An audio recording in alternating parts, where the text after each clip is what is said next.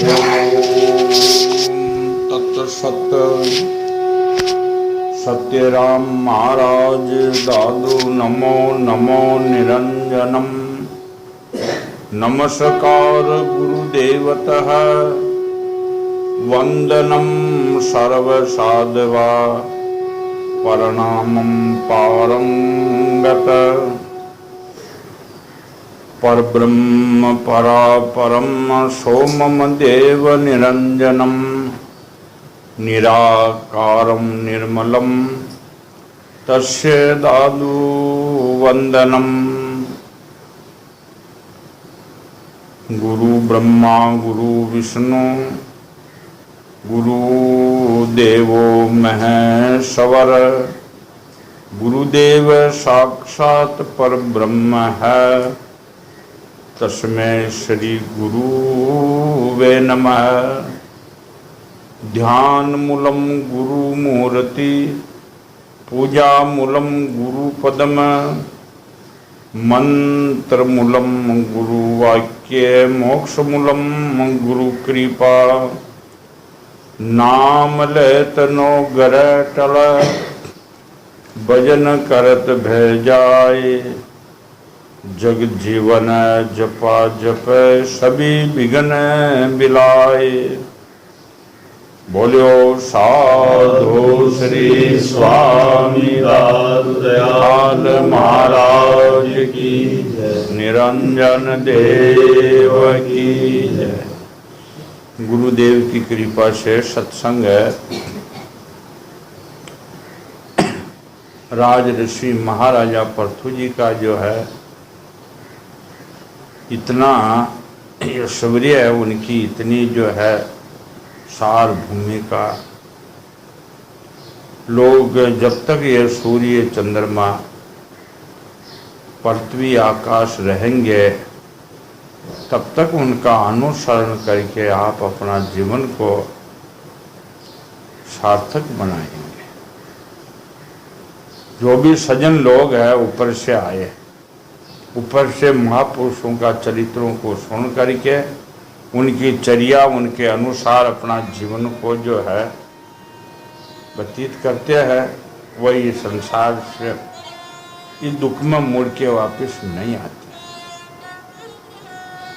महाराज पृथु सब प्रकार से कल उनका ये आए कि वे दुष्टों को दंड देने के लिए यमराज के समान और भक्तों के लिए तो भगवान।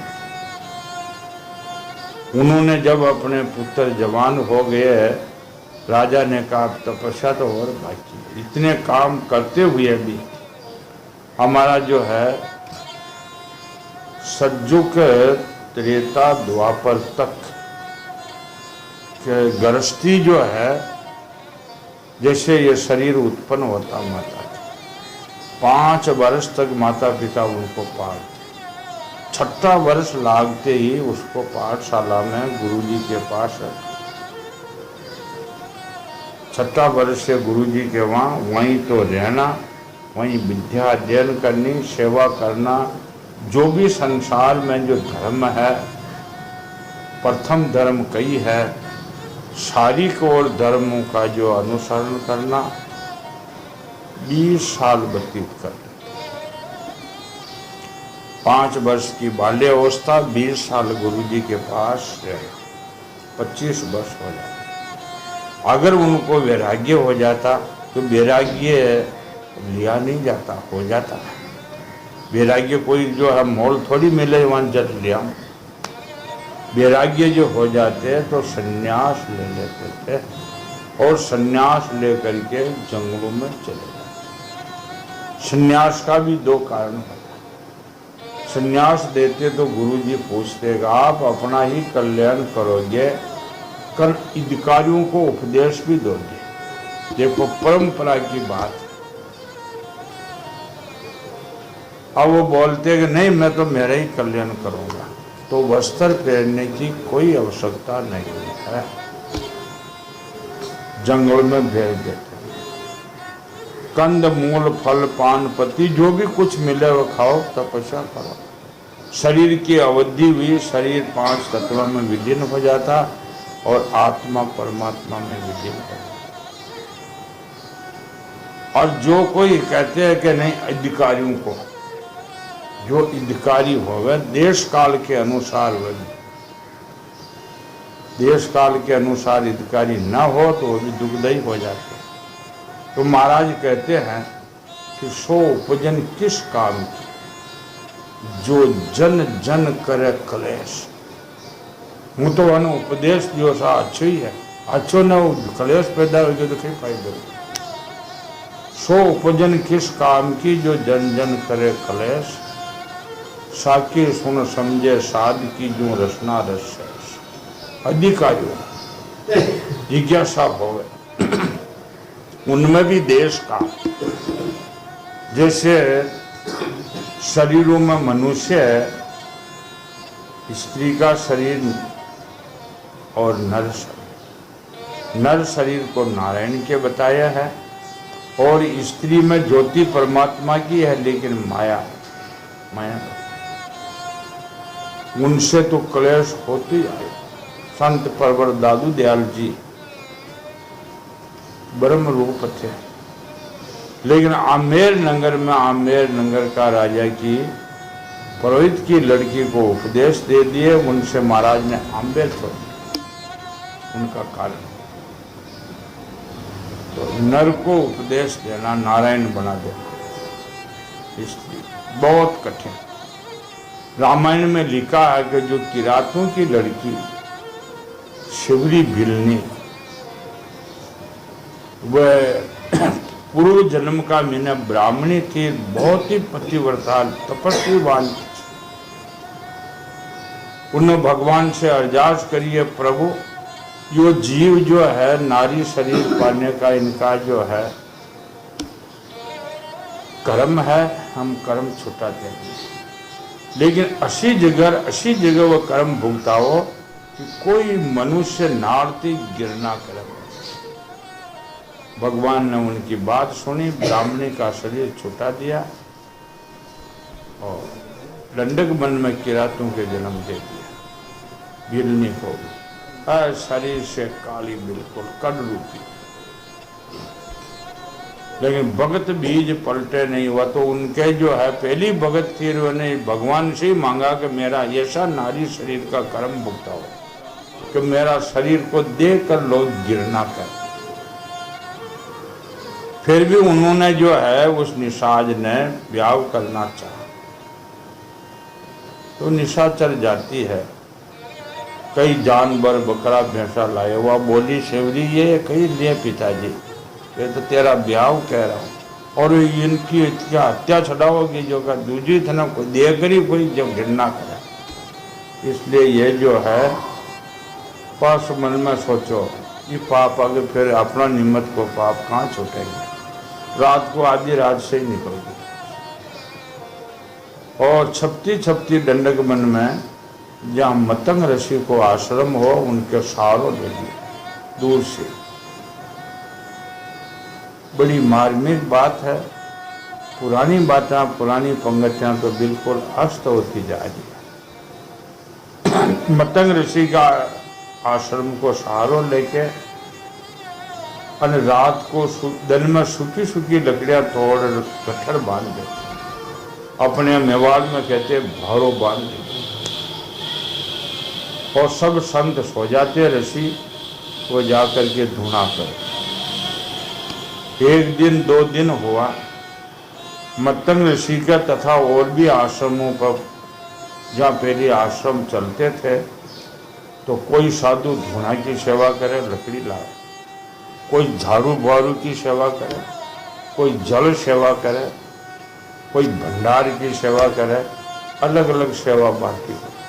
और सामूहिक सेवा आ जाओ तो सब मिल करके उठाते। जब वो आश्रम चलता, उनमें भजन कीर्तन साधना, आगंतुक आने वाले यात्री साधु संत सबको शांति मिलती। तो धुना पर जो लकड़ी लाने वाले साधु बोले, महाराज मेरी सेवा तो आजकल चुराई गई। मतंग ऋषि ने कहा सेवा चुराएगी?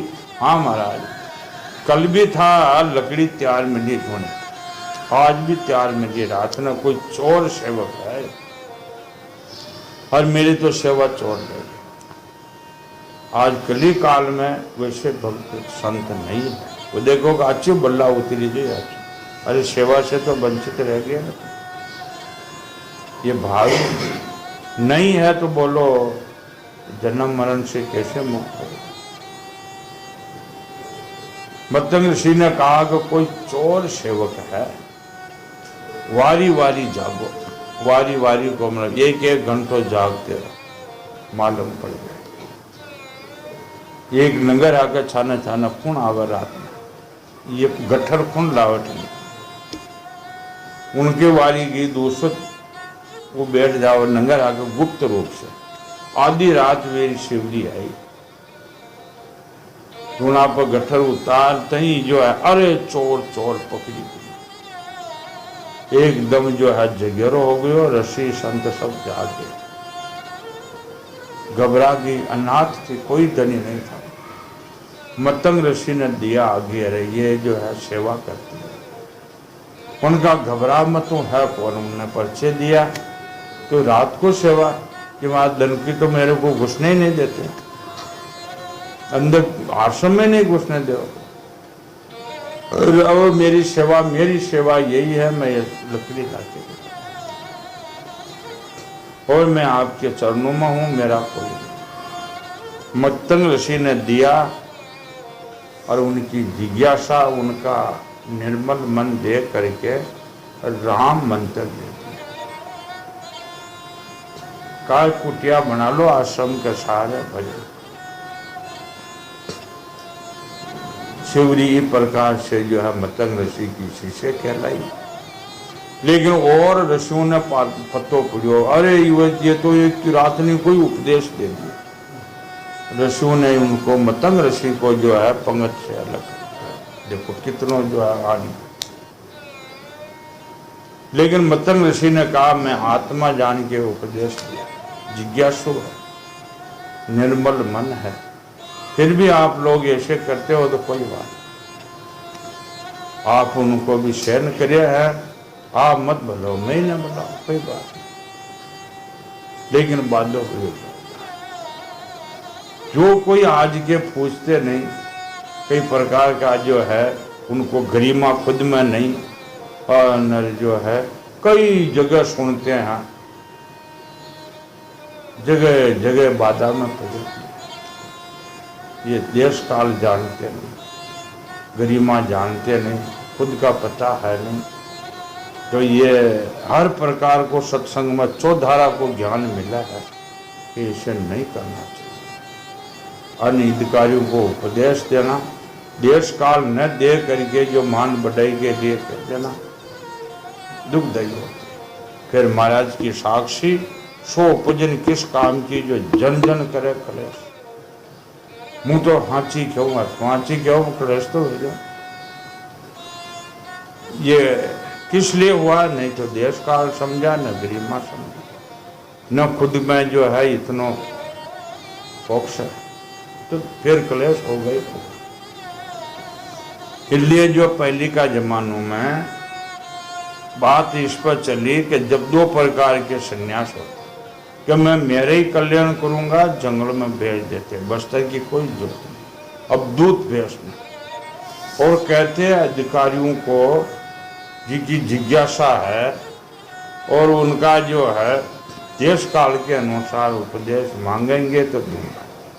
तो उनको जो है कोपिन लंगोट कहते हैं, कोपिन लगा करके और गोडा तक का वस्त्र बांध देते। ये हमारी भारतीय संस्कृति में संन्यास का जो है सरकार है। ऊपर कुछ नहीं फेरना। आज देखो साधु बनियान फेर ले, कोट फेर ले, कमीज फेर ले, कुर्ता मजा हो जो फेर ले, जो जिसान जो गस्यांगा छोड़ा फेरे क्या, तो साधु तो ही नहीं है बिल्कुल। केवल एक कोपिन गोडा तक को बस्ता, ऊपर कहीं भी ओढ़ लो, ठंडा है भली जो है टाट ओढ़ लो, कमल ओढ़ लो, बस्तर ओढ़ लो, कोई बात। अगर ये से जो है संत दिया, उनको कहना गाँवों के पास चले जाओ और भिक्षा मांग करके खाना, निर्लेप रहना और देश काल के अनुसार हितकारी होगा उपदेश। ये बस्तर कॉफिन इसलिए लगाते हैं गांव के पास।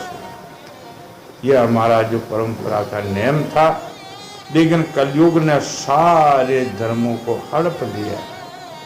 सब शास्त्र कहते हैं, रामायण में भी कहा कलयुग ने सारे धर्म को हड़प दिया, सब मेर मर्यादा ने खत्म कर दिया। कहाँ है वो शांति भी कहाँ है? राजा पृथु जी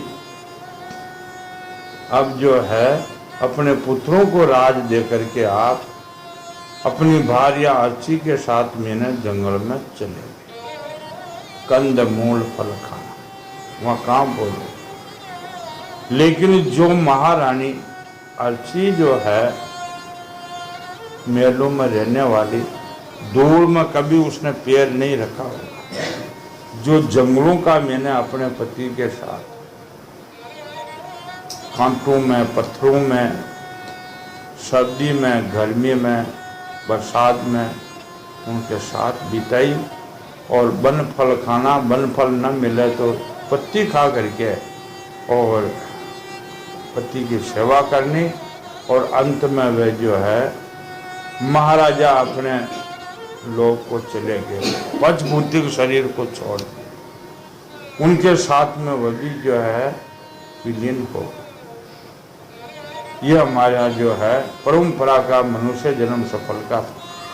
आज कली काल में 4 पिंडी 5 पिंडी लड़पड़ पोता हो जाओ, घर का घर ही बैठा जाए।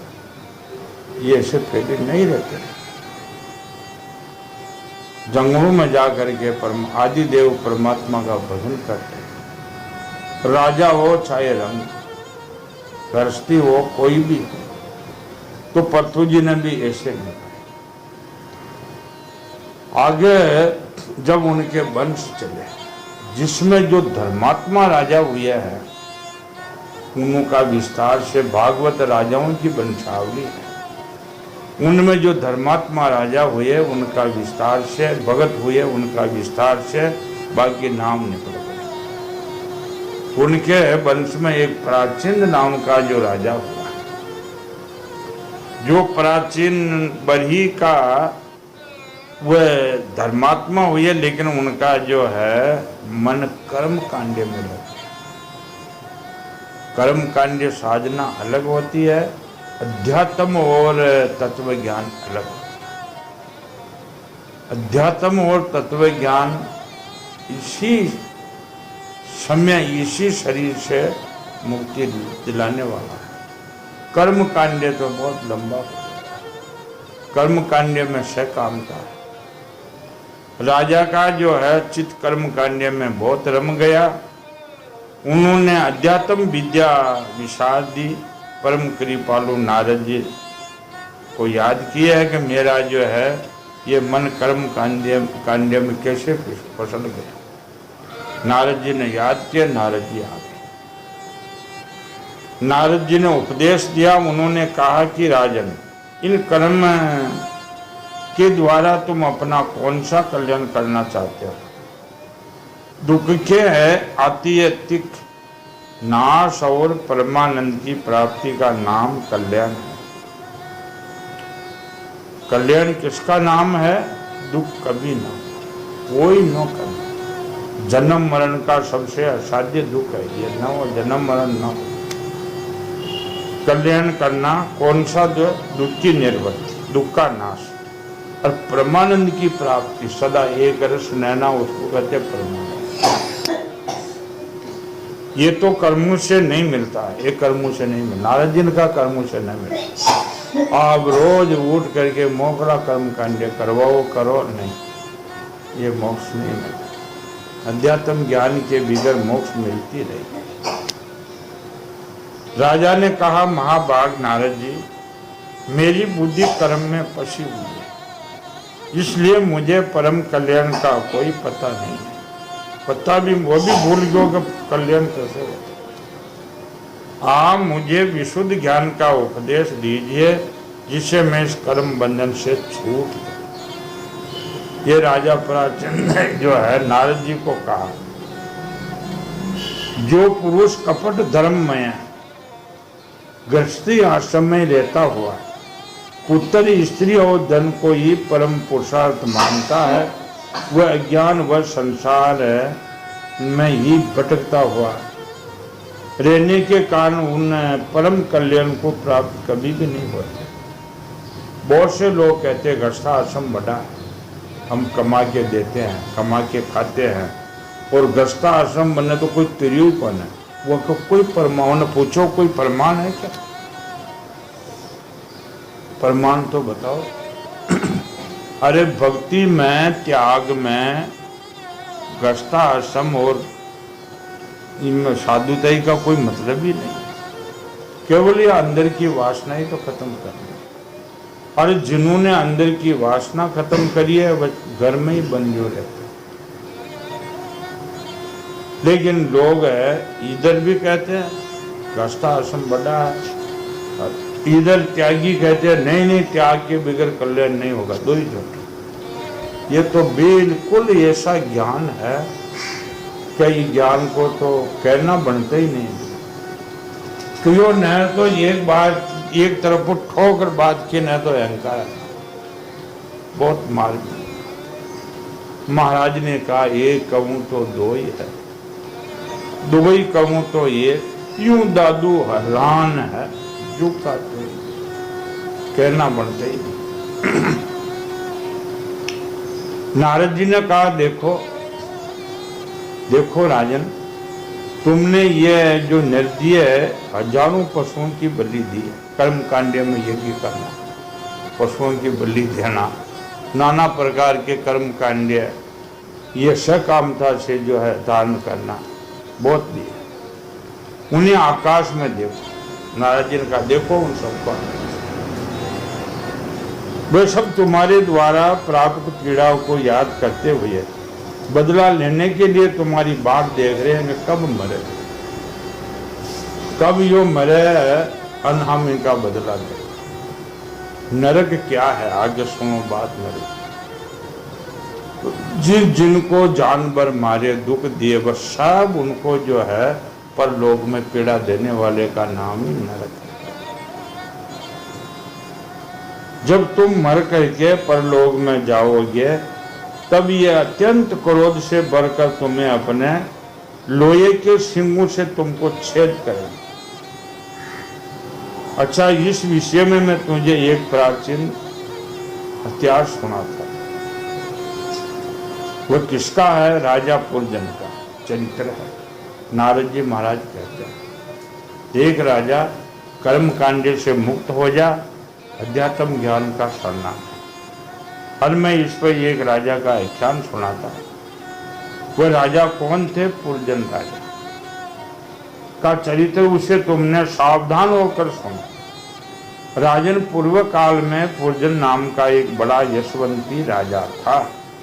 नारद जी कहते राजा प्राचीन भक्त। उनका विज्ञान नामक एक मित्र था, कोई उनकी चेष्टाओं को समझ नहीं सकते। राजा पुरजन का और विज्ञान नाम को एक मंत्री, उनकी चेष्टा न कोई समझ ही न सके। राजा पुरजन अपने रहने योग्य स्थान खोजने में सारी पृथ्वी घूम गए, फिर भी जब उनको कोई अनुरूप स्थान न मिला कुछ उदास हो गए राजा। नारद जी कहते हैं उस राजा ने अपने रहने का अनुकूल पड़े उसी जो है नगरी ढूंढी, लेकिन उनको कहीं मिली भी नहीं, उदास हो गए। कहते हैं उदास कब होते हैं? इच्छायाम नाम परम दुख, निरी इच्छायाम नाम परम सुख। नहीं मिला, उदास हो। उसे तरह तरह के नाना प्रकार के खाने पीने की, देखने की ये इच्छाएं। संसार में जितने नगर देखे कोई भी उसे ठीक न जमा। एक दिन उसने हिमालय में दक्षिण तटवर्ती शिखरों में कर्म भूमि भारत में एक 9 द्वारा की नगरी देखी। घूमते घूमते इस भारत भूमि उत्तराखंड में एक नगरी देखी, उस नगरी के 9 दरवाजा था। वह सब प्रकार से शुभ लक्षणों में संपन्न, या सब ओर से परकोटा, बगीचा, ठारियां, खाइयां, झरोका और राज द्वारों से शोभित थी। वह नगरी ठारियां होते ऊपर झरोका लग गया था। खाइयों को मतलब कोई दुश्मन आक्रमण न कर सके। यह राजा लोग कोट बना के बिड़ खाई खोदते थे, कोई दुश्मन आओ खाई न उलांग न, तो वह नगरी ऐसे थी। सोने चांदी तथा लोहे के शिखरों वाले विशाल भवन बने हुए थे। उन महलों की कई जो है उनकी वो उपमा जो है की नहीं जाती। ऐसे उस राजा ने महल देखा। उस जन ने उस अद्भुत नगर के बाहर दिव्य 2 वृक्ष, लताओं से पूर्ण एक सुंदर, उसमें बीच में एक सरोवर और उनके आसपास अनेकों पक्षी बोल रहे थे। सरोवर के तट पर वृक्ष थे, उनकी डालियां और पत्ते बिल्कुल शीतल। वहां के अन्य पशु भी मुनि शोभा पा रहे थे।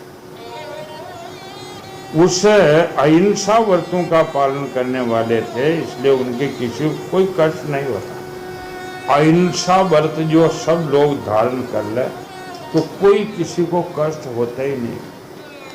अहिंसा, हिंसा नहीं करना, उनको कहते हैं अहिंसा। वहां बार बार जो कोयल आदि पक्षी बोल रहे थे।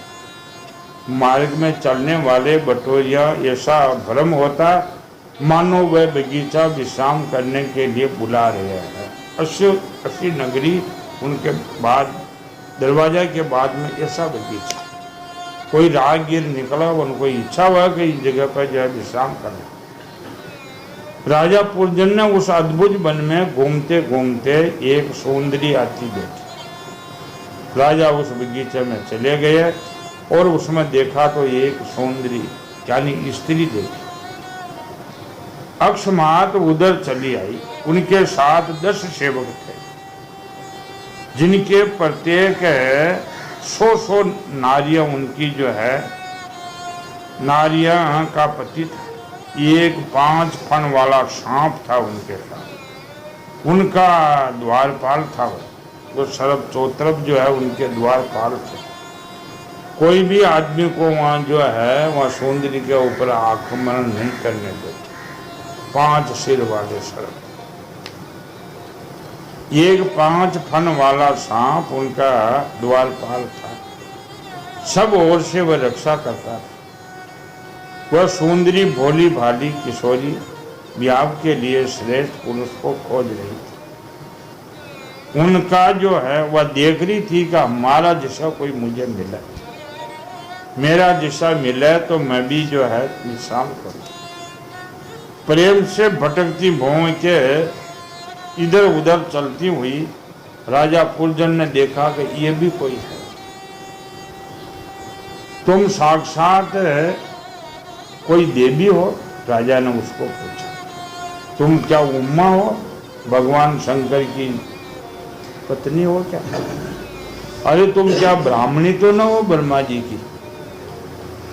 यहाँ वन में मुनियों की तरह वन में कौन घूमते? महात्मा लोग घूमते वन में। जैसे स्त्रियां वन में थोड़ी घूमा करती है। एकांत वास करने में क्या अपने पति देव को खोज रही हो क्या? तुम्हारे प्राणनाथ तुम अपने चरणों की कामना करते हो, पूर्ण काम हो जाएंगे। अच्छा, यदि तुम साक्षात कोई कमला देवी हो, जाओ सुबह तुम्हें जो कोई भी नहीं, क्योंकि तुम्हारे चरण पृथ्वी का स्पर्श कर रहे हैं। कोई देवता मत तो नहीं हो सकता। देखो, देवता का जो है पृथ्वी पर चरण स्पर्श नहीं होता। तो देवता जो होते हैं आकाश मार्ग पर सिद्ध होते हैं, सत्यवंती होते हैं, वह मर्त्यलोक की भूमि में स्पर्श नहीं करते। इनका प्रमाण कि जब सत्यवादी राजा युधिष्ठिर थे, कुजेश्वर में 2 गुण इतना सुलभ और सबल था। एक तो वो झूठ नहीं बोलते थे, ये क्रोध नहीं करते थे, और उनसे जो है राजा कुजेश्वर का रथ पृथ्वी को स्पर्श नहीं करते, 4-4 आंगुल ऊपर चलते थे। रथ का पिया भी राजा मैंने बैठ तो वहां रथ में तो 4 आंगुल ऊपर चलते थे। राजा पुरजन ने कहा कि तू कोई देवता हूं, मैंने तो अगर देवता में होती तो पृथ्वी पर स्पर्श नहीं होता, तू तो पृथ्वी को स्पर्श करके चल रही है। अच्छा, यदि तुम कोई मानवी हो, जिस प्रकार भगवान विष्णु के साथ वैकुंठ की शोभा बढ़ाती है वो लक्ष्मी है, मुशान कोई तू मानवीय में जरूर मान है। इसी प्रकार तू मेरे श्रेष्ठ पुरी को देखो, मैं बड़ा वीर और पराक्रमी हूँ, परंतु आज तुम्हारे मन को मेरा मन ने बेकाबू कर दिया। नारद जी ने कहा, वीरवर राजा प्राचीन, जब राजा पुरजन ने अधीर होकर इस प्रकार याचना करी है उनकी, वो बाला ने हंसते हुए उनका अनुमोदन किया। राजा को देखकर मोहित हो चुकी वह कहने लगी, नर श्रेष्ठ, हमें तुमने उत्पन्न करने वालों का ठीक ठीक पता नहीं। मेरे को जो है, नारद जी महाराज कहते हैं कि हे राजा, ये बात ध्यान देकर सुन। वह सुंदरी बोली, तो मेरे को उत्पन्न करने वाला मुझे कोई पता नहीं, ठीक ठीक पता है नहीं कि मेरे को किसने उत्पन्न, कल मैं किसकी हूँ नहीं पता। न हम अपने या किसी दूसरे का नाम या रहने का जो है नाम या गोत्र ही जानती हूँ। मैं अपने आप को भी नहीं जानती हूँ कि मेरा नाम क्या है, मेरा गोत्र में कौन वंशमा हूँ, मैं नहीं जानती। वीरवर, आज हम सब इस पुरी में है, इसके सिवा मैं और कुछ नहीं जानता। वे ये जाना कि मेरे सेवक है, 5 सिर वाला सांप है, मेरी रक्षा करे है, ये सब जानते हो, लेकिन ये आगे नहीं जानते। मुझे ये पता नहीं है कि हमारे रहने के लिए ये पूरी किसने बनाई, ये पूरी को भी हम नहीं जानते। प्रियवर, ये पुरुष मेरे सखा और ये स्त्रियां मेरी सहेलियां हैं, तथा जिस समय मैं सो जाती हूँ ये सर्प जागता हुआ ये पूरी की रक्षा करता है। अरे शत्रु दमन राजा, आप कहाँ पधारे, वहाँ पधारे, ये मेरे लिए सौभाग्य की बात है। आपका मंगल हो, आपको इनके लिए जो है साथियों के सहित सब प्रकार प्रस्तुत करती रहूँ। आप ये मेरे रह जाओ, जो आपकी मनोकामना है, इंद्रियों का शोषण सब कर दो। प्रभु 9 दरबारों वाली पूरी मेरे प्रस्तुत किए हुए है, इच्छे ये भोगते हुए आप सैकड़ों वर्षों तक निवास करो। यह 9 द्वारा की नगरी है, ये किसने बनाई हमें कोई पता नहीं, लेकिन आप रहिए इसमें और मेरे स्वामी बन के रहिए। ये नारद जी ने राजा प्राचीन को कही है कि जब पुरजन ने जो है वह सुंदरी ऐसे कहा, भला आपको छोड़कर मैं और किसी के साथ रहूं, दूसरे लोग तो न मैं जानती भी नहीं हूं। इस लोक में गस्ता असमी धर्म अर्थ काम संतान सुख मोक्ष सुयश और स्वर्ग आदि दिव्य प्राप्ति हो सकती है। उसने कह दिया गस्ता असमी सब कुछ है, इनके अलावा कुछ भी नहीं है, ये मैं जानती हूँ। संसार त्यागी यति जन तो ये सबकी कल्पना ही नहीं कर सकते। संसार में जो त्यागी है, यति है, ये बात की वो कल्पना ही नहीं करते हैं। अगर सुख क्या होता जानते भी नहीं है। महापुरुषों का कथन है, इन लोक में पितर देव ऋषि मनुष्य तथा संपूर्ण प्राणियों के और अपने कल्याण का आश्रय एक मात्र गस्ता आश्रमी जानते हैं, और कोई नहीं जानते। वो इस सुंदरी ने राजा पुरजन को ऐसे कहा, बातों बातों में उसको मोह लिया। वीर शिरोमणि, लोगों में मेरी जैसी कौन सी स्त्री होगी जो स्वयं प्राप्त हुए आप जैसे सुप्रसिद्ध उदार चित्त सुंदर पति को वरण न करे।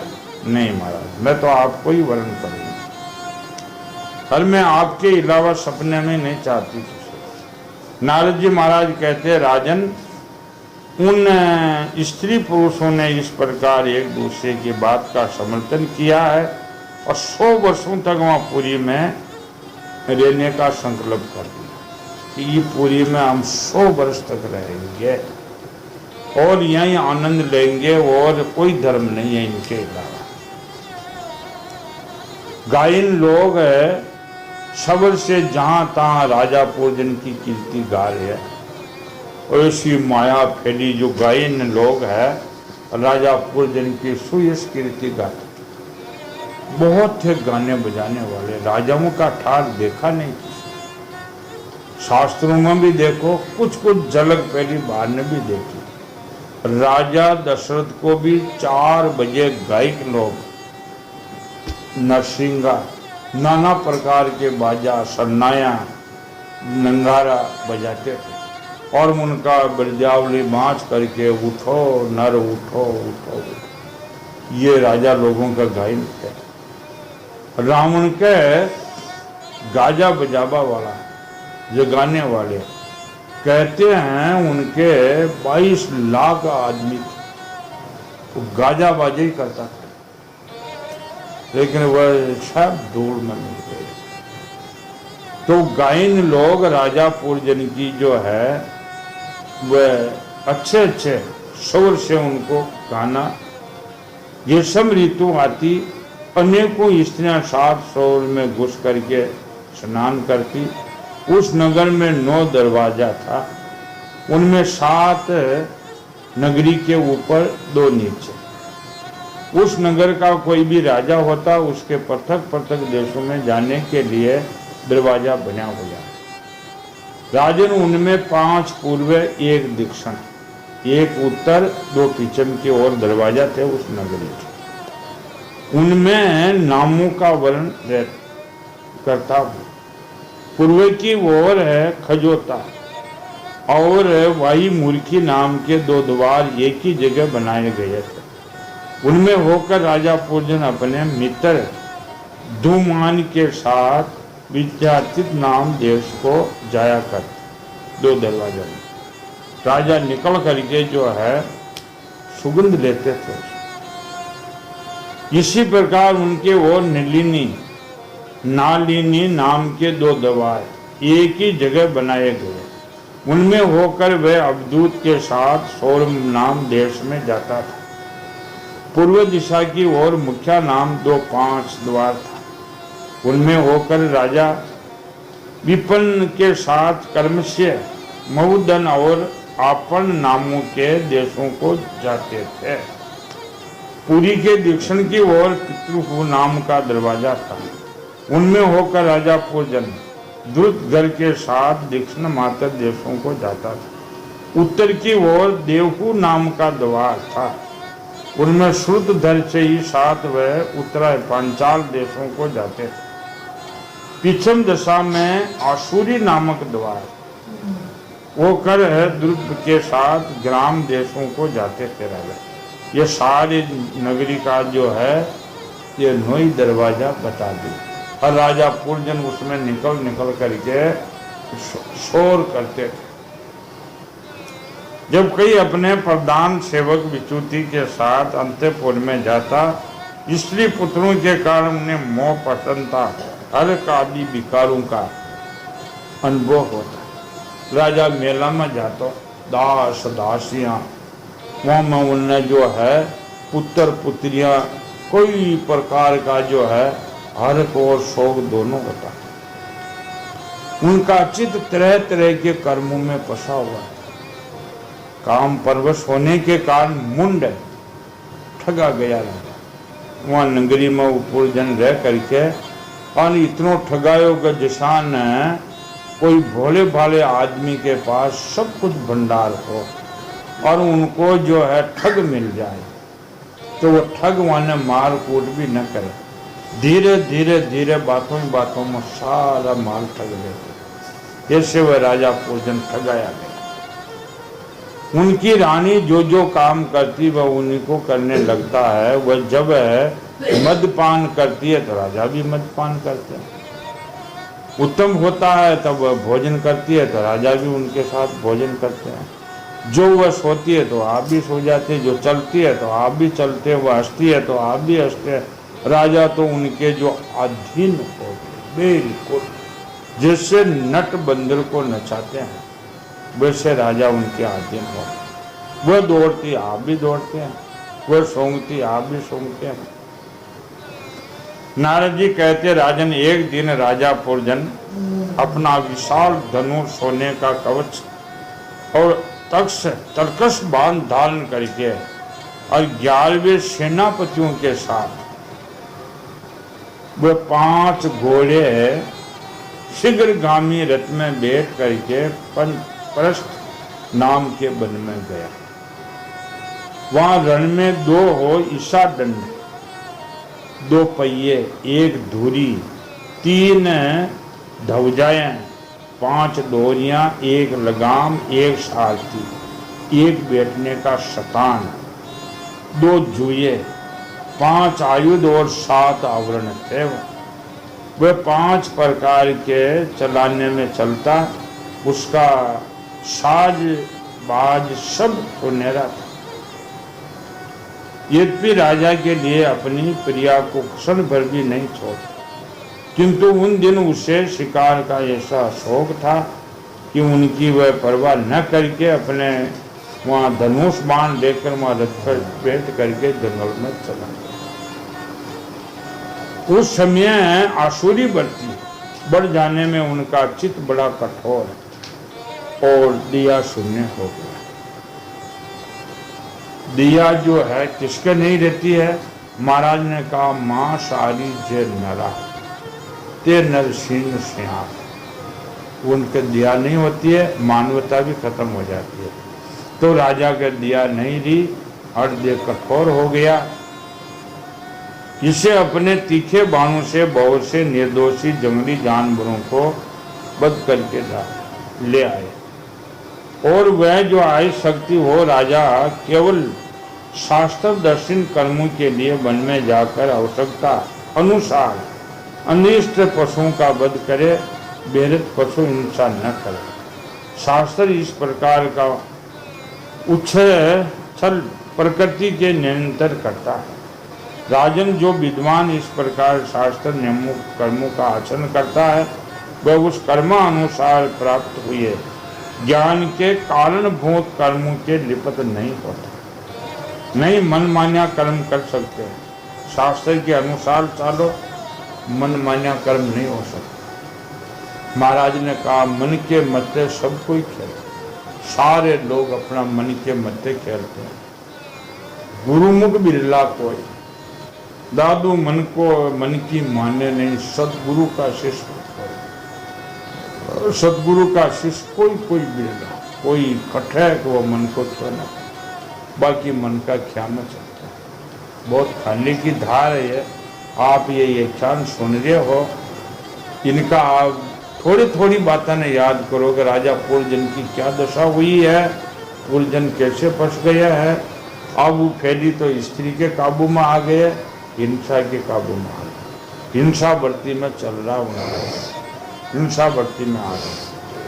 पूर्जन ने तरह तरह के पंखों वाले बाणों से छिन्न भिन्न होकर अनेकों जीव कष्ट पहुंचाए। नारद जी ने कहा, प्राचीन, उनके चित्त में उदास होकर अंतपुर में स्त्रियों से पूछा। अब आए तो वह सुंदरी घर नहीं है। अब पूछा वह कहाँ है? सुंदरियों ने अपनी स्वामिनी के से, तुम पहले की तरह कुशल तो हो न? क्या कारण है? आज इस घर की संपत्ति पहले जैसी स्वामिनी नहीं है। घर में माता अथवा पतिपरायण भार्या न हो, वह घर बिना पहिए के रथ का सामान होता है। और घर तो गृहिणी का होता है। राजा ने पूछा दासियों को, तो गृहिणी कहाँ? घर में गृहिणी न हो तो घर कोई काम का, गृहस्थी आश्रम ही नहीं है। उन जरूरत है ये जंगल में जाके उदास रहकर यानी त्यागी होकर भजन करना चाहिए। फिर उनमें कौन बुद्धिमान दीन पुरुषों के समान रहना पसंद करेगा? नहीं। अरे बताओ वह सुंदरी कहाँ? जो दुख समुद्र में डूबने पर मेरी विवेक बुद्धि को पद पद पर जागृत करने में मुझे संकट में उबार देती। विष्णु ने कहा, नरनाथ मालूम नहीं है आज आपकी प्रिया कहाँ खाने है, खटे है। अरे शत्रु दमन देखिए, बिना बिछोने पृथ्वी पर कहीं जाकर पड़ी, जैसे रानी केकवी कोप भवन में जाकर घेरा उतार करके पड़ी। नरनाथ राजा दशरथ महलों में, केकवी के महलों में गए। दासी ने पूछो कहाँ है रानी? कासा माना पता नहीं है, वो तो वहां पड़े रहे बिना बचाव ने पृथ्वी का होता, सब ज्ञाना खोल के फेंक रखा है। राजा दशरथ भी वहां देख करके एकदम जो है ठेक हो गए। ऐसे ये पूर्जन राजा मालूम नहीं आज वे कहाँ जो है ठानी है। शत्रु दमन देखिए, अरे बिना बचोने पृथ्वी पर पड़ी। श्री नारद जी कहते हैं कि राजन, उन स्त्री के जो राजा पूर्जन का विवेक नष्ट हो।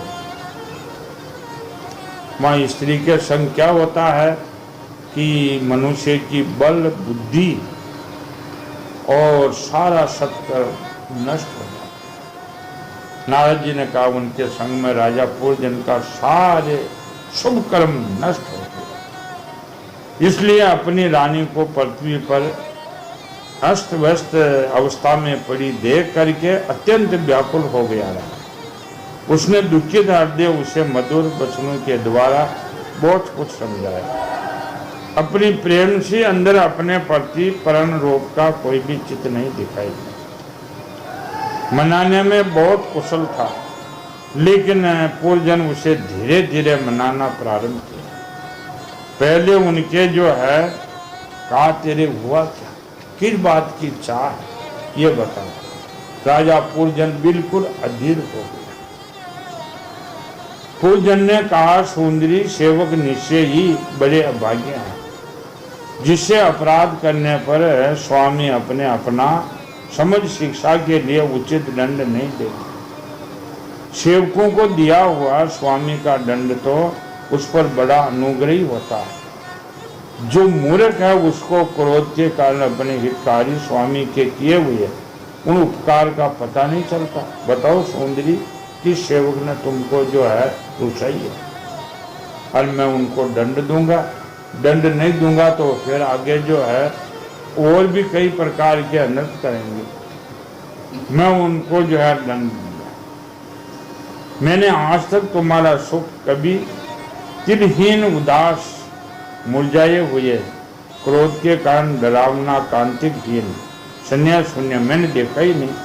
लेकिन आज तुमको देखा है कि तुम हर प्रकार से जो है शून्य है। न कभी तुमने सुंदर आदि से जो है मैं स्वयं वश तुम्हारे बिना पूछे, हाँ ये बात है रानी, कि मैं बिना पूछे जंगल में चला गया। और उनसे तुम अगर रिसाई हो तो ये मेरी जो है मेरी बहुत भारी गलती है, मैं माफी चाहता हूँ। राजा इतने मुंड हो गए और सब लोग ऐसे मुंड हुए पड़े हैं। नारद जी कहते हैं, महाराज इस प्रकार वह सुंदरी अनेकों नखरों पूर्वजन की पूरी को अपने अपने बस में कर उसे आनंद करती हुई बिहार करने लगी। अच्छी तरह स्नान कर अनेक जब वह मणि श्रृंगार किया और राजा ने उस मनोहर सुख वाली वह राजहंस ने आदर अभिनंदन किया। पूर्वजन ने राजा का इस प्रकार जो है फिर मनने के बाद संसारी सुख मिला। राजन इस प्रकार चित्त के साथ विहार करते करते राजा पूर्वजन की जवानी आधे क्षण के समान सारी उम्र बीत चुकी है। उस नारी के फंदे में उनका सद्भाषण से राजा पूर्जन की जो है ये पूरी जिंदगी कतली प्रेम लागी आधा क्षण। आधा क्षण को कोई समय होता है? देखो बहुत मार्मिक बात है, नारद जी का वचन है कि आधा क्षण के समान राजा की पूर्जन की जो है जब जिंदगी बीत गई। प्रजापति इस पूर्जन से राजा पूर्जन ने 1100 पुत्र हुए,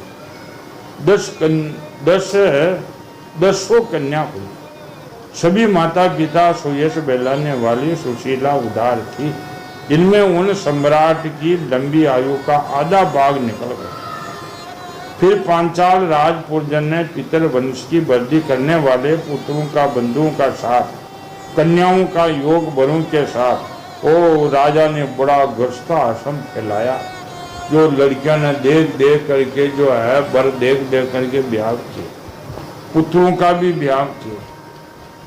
पुत्रों में प्रत्येक के 100 पुत्र हुए, उनमें वृद्धि प्राप्त होकर पूर्जन का वंश सारे पांचाल देश में फैल गया। पुत्र पौत्र ग्रह और सेवक मंत्री आदि से दृढ़ ममता हो जाने से उनने जाने में इस विषय में ही बंद गए। फिर तुम्हारी तरह उसे अनेक प्रकार के कामनाओं से युग की दीक्षाएं लेकर तरह तरह के पंचों जो पशुओं की हिंसा करी। इस प्रकार में जीवन भर आत्म कल्याण करने में कोई कर्म नहीं किया। पूर्वजन ने कोई आत्म कल्याण का कर्म किया ही नहीं। राजन चंडवेग नाम का एक गंधर्व राज है, उनमें आदिल 308 बलवान गंधर्वनियां है। उनके साथ स्त्री कृष्ण और शुक्ल पक्ष की। अब ये यहाँ तक पूर्वजन की जो है ये कथा नारद जी ने बताई। कभी उसने क्या क्या किया? पहली तो अपने योग्य स्थान ढूंढता रहा। ढूंढते ढूंढते इस भारत भूमि में उत्तराखंड में 9 दरवाजों की नगरी देखी, उसमें आगे बाग बगीचा देखा। राजा उसमें जा करके जो है आनंदित हो गया। उसमें एक स्त्री देखी, उनके साथ कई शैल्या थी, 5 फण वाले नाग उनकी रक्षा करता। राजा के उनके बात हुई, राजा ने उसको मोल लिया। राजा उस नगरी में 100 वर्ष तक रहे और वह आधा क्षण के समान पूरी आयु व्यतीत हो गई। राजा के 100 पुत्र भी, उनका ब्याह किया तो 100 पुत्र और हो, पूरा पांचाल देश भर गया। अब राजा की आगे कई गति वह है। नारद जी महाराज राजा प्राचीन बहू को कहते हैं कि देख राजन, वहाँ पूर्वजन राजा की क्या दशा हुई है। वो अगले प्रसंग में आएंगे। ये सारा आत्म तत्व के बोध में मिलते हैं। सच्चिदानंद भगवान की जय।